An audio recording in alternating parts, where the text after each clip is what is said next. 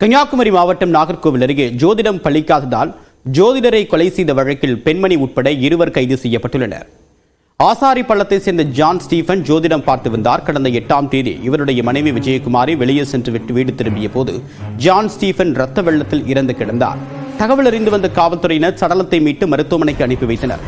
உடற்கூறாய்வில் John Stephen கொலை செய்யப்பட்டது உறுதியானது. இதைத் தொடர்ந்து ஜான் ஸ்டீபன் கொலை வழக்கில் கட்டி மாங்காடு பகுதியை சேர்ந்த கலையரசி மற்றும் நெல்லை கருங்குளத்தை சேர்ந்த நம்பிராஜனை பிடித்து விசாரணை மேற்கொண்டனர். இதில் திடுக்கிடும் தகவல்கள் வெளியாகியுள்ளன.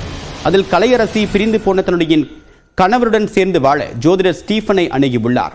அவர் கூறிய பரிகாரத்தை செய்த பிறகும் கணவருடன் சேர்ந்து வாழ முடியவில்லை என்று தெரிகிறது. மேலும் தான் கட்டணமாக செலுத்திய 9.5 லட்சம் ரூபாயை ஸ்டீபன் திருப்பித் தர மறுத்ததால் முகநூல் மூலமாக பழகிய நம்பிராஜனுடன் சேர்ந்து ஸ்டீபனை துணியால் கழுத்தை இறுக்கியும் தரையில் அடித்தும் கொலை செய்திருப்பது தெரியவந்தது. அதைத் தொடர்ந்து கலையரசி மற்றும் நம்பிராஜனை காவல்துறையினர் கைது செய்து சிறையில் அடைத்தனர்.